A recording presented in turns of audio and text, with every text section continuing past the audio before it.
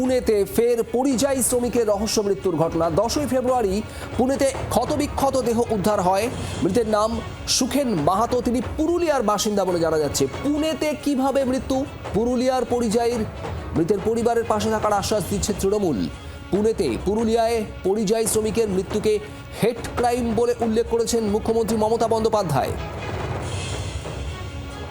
মমতা বন্দ্যোপাধ্যায়ের সেই পোস্ট আপনাদের দেখাচ্ছি, সেখানে এই গোটা ঘটনাকে হেট ক্রাইম বলে উল্লেখ করেছেন মুখ্যমন্ত্রী।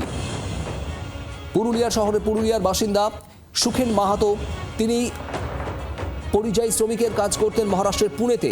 সেখানেই 10ই ফেব্রুয়ারি ক্ষতবিক্ষত দেহ উদ্ধার হয়। মনোরঞ্জন মিশ্র আমাদের প্রতিনিধি রয়েছেন আমাদের সঙ্গে। মনোরঞ্জন, কিভাবে এই শ্রমিকের মৃত্যু আর পরিবারের তরফে ঠিক কি বলা হচ্ছে এখনো পর্যন্ত? দেখো, পুরুলিয়ার বড়াবাজার থানার তুংরাসোলের বান্দগি গ্রামের যুবক সুখেন মাহাতো, তিনি বিগত বেশ কয়েক বছর ধরে মহারাষ্ট্রের পুনেতে অটোমোবাইল পার্টসের কাজ করতেন এবং দেখা যায় যে গত সোমবার থেকে সুখেন নিখোঁজ থাকে এবং পরদিন তার রক্তাক্ত মৃতদেহ উদ্ধার হয় মহারাষ্ট্রের পুনেতে। এবং এই ঘটনাকে কেন্দ্র করে সেখানে সরগোল পর্যায়ে তার দু ভাই স্থানীয় থানায় যোগাযোগ করে জানতে পারেন যে ক্ষতবিক্ষত দেহ উদ্ধার হয়েছে এবং এই ঘটনার রহস্য মৃত্যুকে কেন্দ্র করে একেবারে সরগোল করে গিয়েছে এলাকায়। পরদিন পরিবারের সদস্যরা এই বিষয়টি জানতে পারে এবং স্থানীয় থানার দ্বারস্থ হয় এবং যদিও সেই দেহ এখন পুরুলিয়ার উদ্দেশ্যে রওনা দিয়েছে, দেহ নিয়ে আসার জন্য রওনা দিয়েছে সেখানকার তার দুই ভাই। এবং এই ঘটনায় একেবারে তৃণমূল যেমনটা পরিষ্কার অভিযোগ তুলছে যে সেখানে বিজেপি শাসিত রাজ্যে বাংলার শ্রমিকদের হেনস্থা করা হচ্ছে, মারধর করা হচ্ছে এবং খুন করা হচ্ছে, এমনটা কিন্তু পুরুলিয়ার তৃণমূল নেতৃত্বরা অভিযোগ করছেন।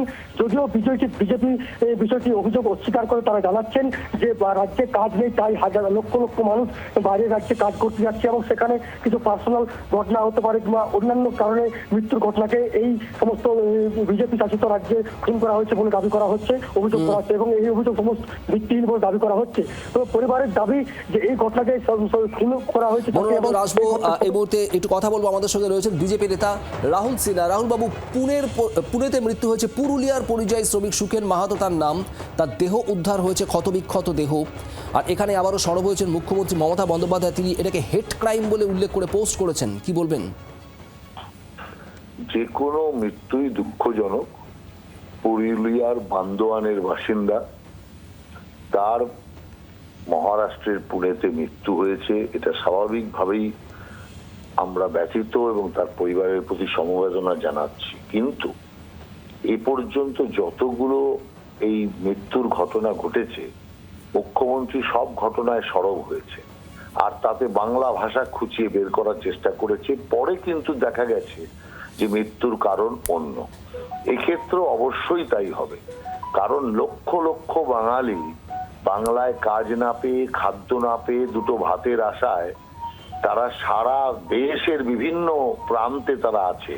তাদের কারো তো কোনো অসুবিধা হয়নি ভাষা নিয়ে, কেউ কখনো ভাষার অসুবিধার কথা বলে এখানে আসেননি।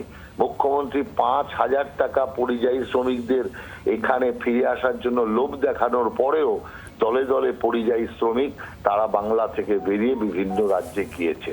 যদি ভাষার সমস্যা থাকতো তাহলে কেউ যেত না।